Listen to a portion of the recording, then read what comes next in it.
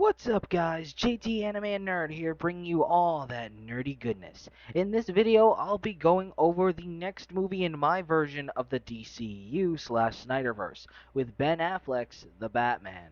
Now, until the script for that movie gets revealed or by some miracle made it into a movie, I have to get very creative. Also, I've decided to have the Batman vs. Deathstroke movie happen after Zack Snyder's Justice League, so I'm making this story from the ground up. Please understand that I'm not yet on a professional writing level, meaning that this story probably won't be as good as you who want it to be, because of course, it's Batman. So please be respectful as you can in the comment section, as I know Batman is considered a character that people can get touchy about, like Spider-Man in Marvel. Hashtag screw Paul and Spider-Man.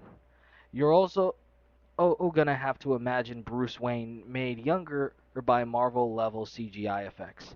I originally thought to make a separate actor, mainly Robert Pattinson, play a younger Bruce Wayne, but since Ben Affleck is meant to be the main Batman of this DCU, I felt it was more appropriate to just make him look younger in this film. This is also going to be more of a short summary of the possible movie, due to the fact that making a full script of a movie not yet made would take longer than I thought. This movie is going to be loosely based on Batman Year One and serves as a prequel to Man of Steel. With all that explained, let's get into the summary. It's a cloudy morning. Bruce Wayne, played by Ben Affleck, wakes up and begins to look out his window. Alfred, played by Jeremy Irons, asks Bruce if he had another nightmare, as he seems to suffer from them frequently since his parents' death. Bruce confirms that it's nothing new and asks Alfred to confirm his meeting, to which Alfred obliges. Before leaving, Alfred expresses his wonder as to what his nightmare could have been about. Bruce then says to himself that it's less a nightmare and more of a memory. We then go back 19 years earlier to Gotham, 1994. A 26-year-old Bruce Wayne has been Batman for over a year, and Gotham's criminals fear the Dark Knight. However, Bruce faces a dilemma, as his personality as Bruce Wayne is truly a playboy philanthropist, making him an immature businessman who focuses on partying as a coping mechanism for witnessing his parents' deaths. This makes Bruce Wayne considered to being ousted by the shareholders of Wayne Enterprises, with the only one going to bat for him being Lucius Fox. What they all don't know, however, is that while Bruce can't take anything seriously during the day, Bruce Wayne takes his secret job as Batman as seriously as it can be, at night. Meanwhile, Bruce Wayne returns to Wayne Manor, with Alfred telling Bruce that it may be finally time to start taking life seriously instead of just his nighttime activities. But Bruce argues that his nighttime activities are what make life in Gotham worth living anymore, claiming that this city is dying and he is the cure. Meanwhile, Bruce is watching the news as a string of robberies have been happening all around Gotham, with the guards being found dead with evidence pointing to the Falcone crime family. This would catch Bruce's attention, leading him to patrol Gotham that night as Batman. Meanwhile, a woman, alone in a building for sex workers and also played by Carla Gugino, watches on her TV. News and sightings of the Batman begin to spread, catching the woman's attention as she has a thing for dark bad boys. The news then turns to a diamond being displayed at the Gotham Merchants Bank, catching the woman's attention. Bruce ultimately finds his way to Gotham Merchants Bank, finding its window open, but its alarm inactive. As Batman sneaks into the bank to investigate, he comes to find that the guards are nowhere to be found, and so continues sneaking around, eventually seeing a feline-esque woman crawling down from the walls and cutting a circle into a glass case holding the shiny diamond that was on the news, and with the engraving of Bertinelli written on the case. Before this Catwoman, again portrayed by Carla Gugino, could escape, Batman attacked, questioning Catwoman on the whereabouts of the guards. However, the Catwoman feigns ignorance, but follows up with flirtatious banter, finding herself attracted to Batman at first sight. But things would be abruptly cut short by the appearance of a steel can releasing a sort of gas from it.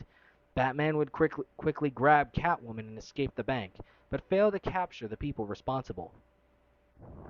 Moments later in the bank, Batman meets up with Commissioner Gordon, portrayed by J.K. Simmons, who discovers the bodies of the guards, but instead of bullet wounds, they come to find them piled up in the janitor's closet with the scariest grins on their faces, as if they died laughing. Batman would, however, discover a card on the floor, one of a Joker playing card. On the back of the card it read, "If found, return to JOW." Promising to keep in touch with Gordon, Batman took his leave and returned to none other than the Batcave. At the Batcave, Bruce and Alfred would check to see if any DNA could be traced to it. Sadly, no trace of any known citizen of Gotham could match the fingerprints on the card. However, Alfred would remind Bruce to research the census for Gotham, only for him to find that the number of people at Arkham Asylum is surprisingly small. Bruce would then research the records of all the patients that were cleared to be let go within the past few months. Alfred would then check to see any current records on the people, only for many of the few let go these past months to have never been heard from again. No doctor's appointments, no traffic tickets, no receipts, nothing to prove that they've been on the grid since their release from Arkham Asylum. This brings them to the conclusion that the people may not have left Arkham Asylum at all, leaving Bruce to investigate that very night. Batman would find his way to Arkham Asylum, sneaking past the guards and even witnessing a few of the prisoners in their cells, such as Victor Saz, Calendar Man, Mad Hatter, and even Psycho Pirate. Batman would come to find a secret entrance that led into the underground of Arkham Asylum. Batman would also come to find a large room with many security guards that work at Arkham Asylum in it, including the head of security, Lyle Bolton, who's been given the nickname Lockup. From atop the ceiling, Batman would see a bald scientist entering the room that goes by the name of Hugo Strange, played by Andy Serkis. Hugo announces to bring in the next test subject, only for the patient to be a man named Waylon Jones, born with a strange skin condition to be brought in on a stretcher against his will. Hugo emphasizes that he wishes to turn Waylon's curse into a gift, but to do that, he needs him to test out a new serum he's created from crocodile DNA. Before Hugo could inject Waylon, Batman acts, taking down each security guard along the way, including Lockup. However, it would be too late, as Hugo would inject Waylon before Batman could reach him. This would lead Waylon to transform and become the infamous Killer Croc, something Batman would have to strategize in taking down. Seeing that Killer Croc is a mindless monster, in a small way at least, Batman would trick him into knocking himself into a wall, and then electrocute him until he was knocked out with his bat taser. Batman interrogates Hugo, but Hugo rambles on about perfection and how the people at Star Labs used to call him a quack before he left. But he'll show them. Batman knocks Hugo out, realizing he could never get answers from a madman. Batman then finds a file cabinet and discovers files on former patients Hugo experimented on. One man being a man that identifies as Jack Oswald White, aka JOW. Before Batman leaves, an unhinged and hysterical voice plays over the Arkham Asylum intercom, claiming that he's been expecting little Batsy, and that it's time to play tag. An alarm rings out, signaling that all the prisoners in Arkham Asylum have been released, some being a few people Batman helped put away the past year. Batman struggles to escape before the police arrive, but is then shocked to see another familiar can smashing through the window, releasing more of the gas that he and Catwoman escaped from earlier. Batman would witness the horrific sight of prisoners laughing themselves to death. Batman then escapes, a bit stricken with grief for the prisoners that he just couldn't save. Back at Gotham PD, Batman meets up with Gordon at the rooftop, telling Gordon what had happened at Arkham Asylum. Gordon warns Batman to be careful, as the police blame him for the deaths of many inmates and security guards. However, Gordon confirms that Killer Croc, Hugo, and a few of the other prisoners who were smart enough to stay in their cells are still alive, as they It weren't anywhere close to the upper levels or the main hall where the can was thrown. Gordon was also able to look over Hugo's files on a Jack Oswald White, nicknamed Joker for his comedic personality, and confirms that he was one of Batman's first criminals known as the Hood. This revelation stuns Batman as he explains through a flashback that he was one of the first criminals he ever came across, and did so within the Ace chemical or processing plant, but would sadly scare him enough to fall into a vat of chemicals. Batman claims that it was the first life he failed to save, but is a bit more relieved to know that Jack didn't die. However, Gordon would also reveal that the file states that Jack was found on the street and taken into Arkham Asylum under the alias of a John Doe. Apparently, Hugo had been experimenting on Jack due to his survival of the chemicals, but Jack would oddly find himself enjoying the experiments, much to Hugo's distaste over time. When Jack was deemed a failure, he staged a massive breakout out in Arkham, said to be one of the most famous in many years. Batman and asked Gordon for certain confirmation that at the breakout happened on the specific date, to which Gordon does confirm due to police records, stating that many inmates died more than and they were arrested during that time. Batman would regroup with Alfred at the Batcave, only to put the two and two together, revealing that the day of the breakout was also when his parents' murderer escaped from Arkham Asylum, as the courts claimed that he was insane due to a mental condition. With the knowledge of the date, Bruce feels that he can finally find and face the man who killed his parents, but Alfred discourages this, stating that what Bruce needs to focus on isn't vengeance, but clarity and solemnity, and focus on finding Jack. However, Bruce reveals that he's always promised never to kill anyone except for the man who murdered his parents, stating that he finds it hard to even remember what the man even looks like, but only remembers the name from the arrest, making it clear where Bruce's mind is. However, Bruce does also know that the threat that the Joker poses on Gotham, wondering what his end goal is in all this. Gotham Bank and now Arkham Asylum? Just what does the Joker want, Batman thought. Suddenly, on the very rooftop Batman is standing on, Catwoman appears, feeling that she would find Batman on a random building in Gotham. Batman tries to fight her and bring her to the police, but during the flirtatious battle, Catwoman gives him a tip on why the Joker went for the bank, explaining that the bank was originally owned by the Bertinelli family, but after what's known as the Bertinelli massacre, the Galante family took control, but evidence on the scene before Batman left pointed to the Falcone family. With Catwoman's explanation, Batman comes to the conclusion that this Joker wants to start a crime war in Gotham, enough to spread chaos throughout the city, but the question is why?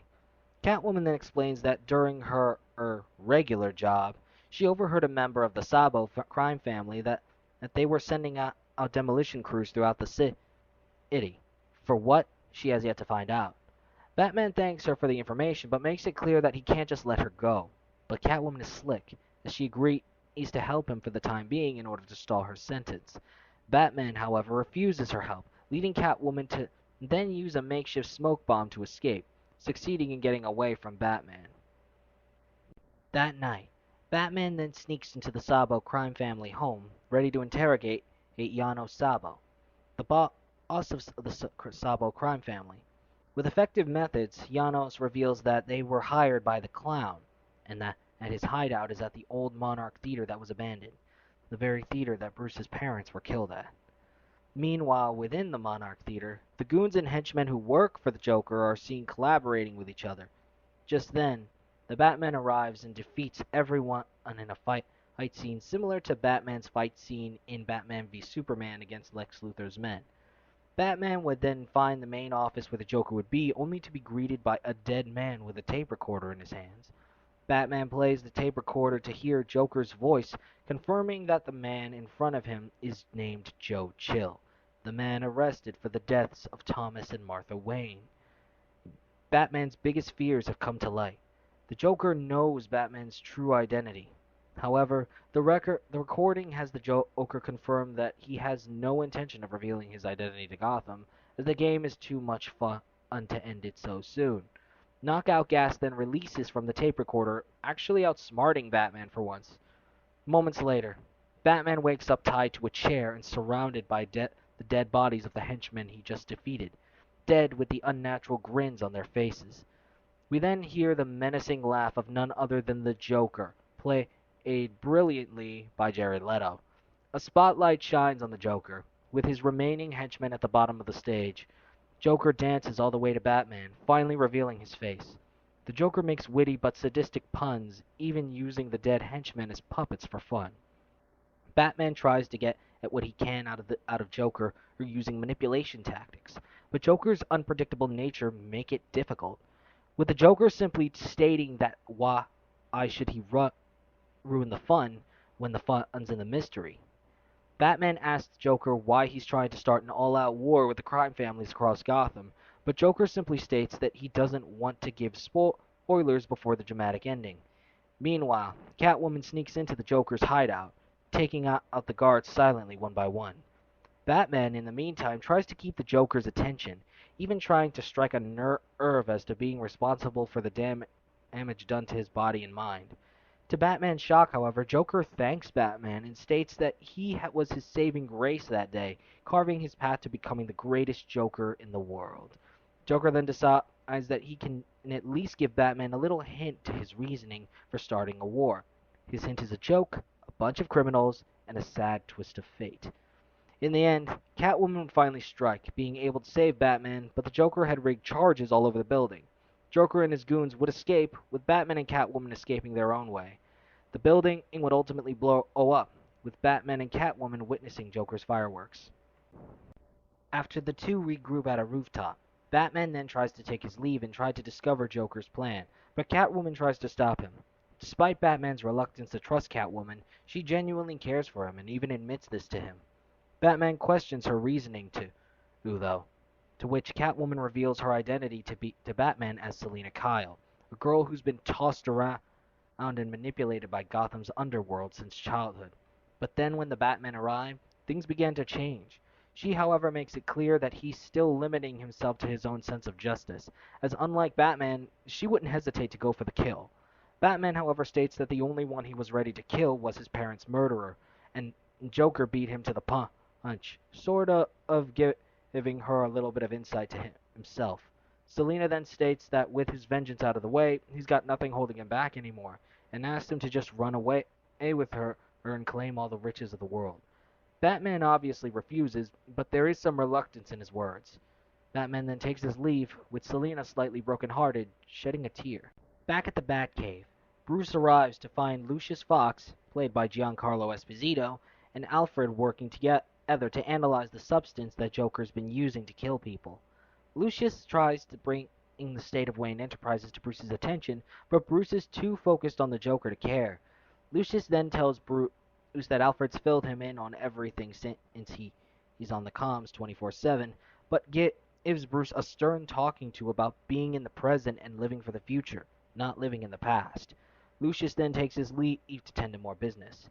In order to cut the tension, Alfred explains that they're close to creating an antidote and confirm that the gas was created from the same chemicals as the ones Joker fell into back at the chemical plant, but that has been reconfigured into a gas form and experimented with in order to manipulate the laughter into literally suffocating a person to death.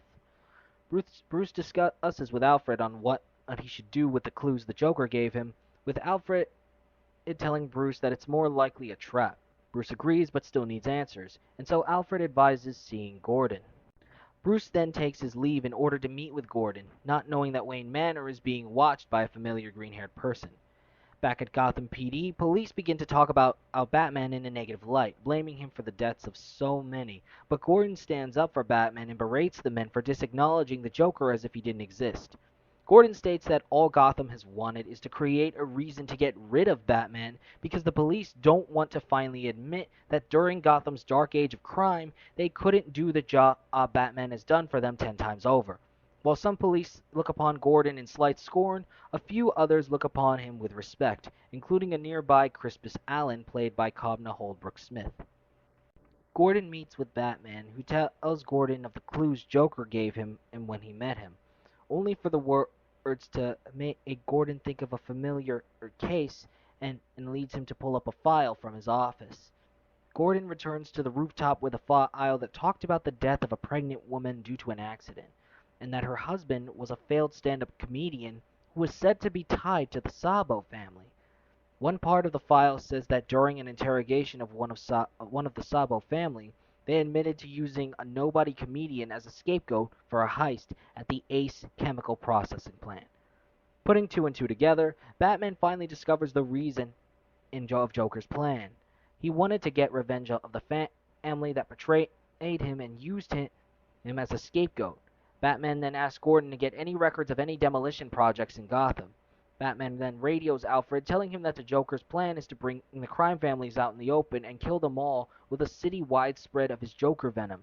Gordon then returns to Batman, telling him the locations of unauthorized demolition in multiple areas in Gotham, with Batman advising him to send all units out to find them, to which Gordon agrees. Meanwhile, Catwoman sees Batman and head back to Wayne Manor at this time on the infamous Batmobile. On the way back to Wayne Manor, Batman radios Lucius, telling him to try and create a signal blocker to the detonators, which Lucius would get on right away. Back at Wayne Manor, Alfred would find that intruders have entered the manor, leading Batman to get back as fast as he could.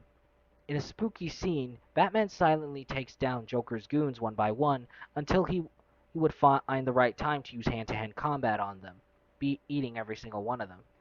Batman comes to find Joker in the main hall of Wayne Manor, waiting for Batman. Batman tries to appeal to Joker's sensitive side, bringing up his wife and unborn child. At first, Joker seems genuinely upset, revealing that he and his pregnant wife were struggling to make ends meet during the dark ages of Gotham, and so made a deal with the Sabo family to pull off a job, one which he couldn't back out of once he accepted. However, Joker came to find out that his wife died in a car accident, and not being able to escape the deal, he agreed to be the Hood, a makeshift villain, in while Sabo's goons got what they needed for Hugo's earlier experiments, who was the one who actually hired them. Just then, however, the Joker begins to laugh, revealing that he truly no longer cares about that stuff, and only about Bruce being Batman, as he finds him to be simply too much fun in his eyes and doesn't want to let him go. Joker then follows up by saying, "Desperate people will do desperate things," and that what Batman just tried to do was hilarious. However, Joker feels that for the Batman to be his perfect self, he needs to let go of the ties that bind him, and so throws a Molotov cocktail at some nearby curtains, beginning to set the manor ablaze. Meanwhile, Gotham PD ends up having shootouts all over Gotham with the crime families and criminals guarding the Joker venom bombs at the demolition sites. Back at Wayne Manor, Batman and Joker's fight would be an incredible, slightly comedic but serious battle. However, more of Joker's goons would show up to nearly beat Batman down, as he's finding it hard to breathe in all of the smoke due to the growing flames. However, Catwoman comes in to save Batman's life, continuing his fight with Joker while Catwoman deals with the grunts. At the construction site, where Gordon is, he succeeds in getting through with a bomb squad, but doesn't know if the other bombs are secure. Meanwhile, at Wayne Enterprises, and as the timers on the bombs nearly hit zero, Lucius successfully he creates a signal jammer, keeping the timers from hitting zero and giving the bomb squads a chance to disarm the explosives all over Gotham. Back at Wayne Manor, Batman successfully defeats the Joker. However, the Joker then takes off his signature flower on his suit and sprays his own face with the water in it, causing the paint on his face to drip down and nearly come off. The Joker would then take his hand and wipe the paint off half of his face.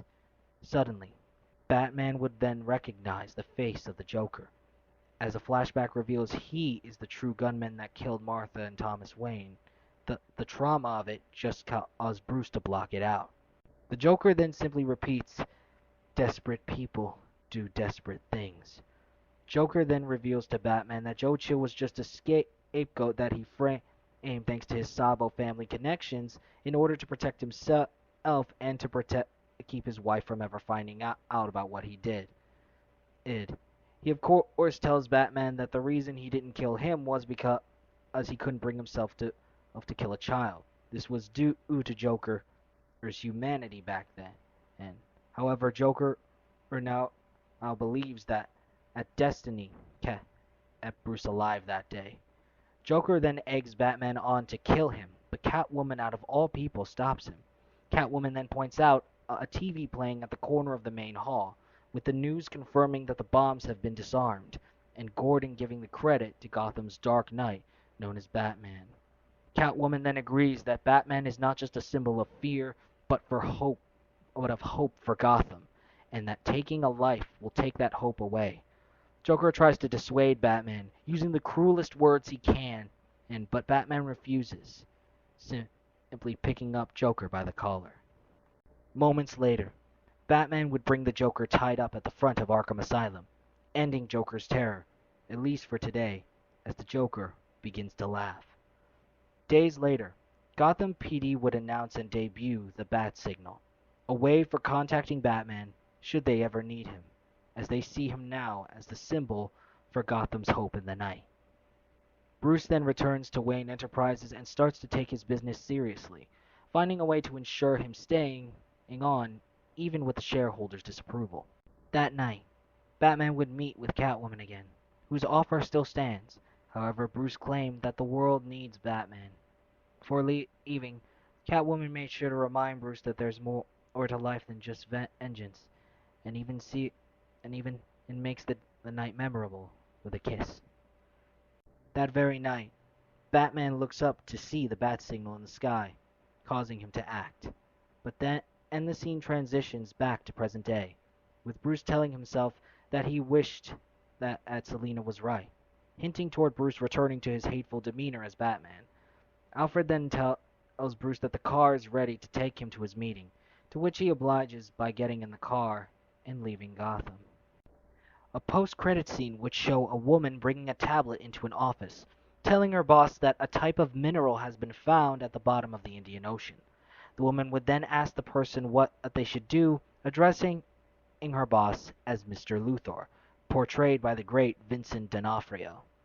Luthor then tells Miss Tessmacher to send an excavation team, and that something tells him that this is what humanity is going to need the most for when the time comes.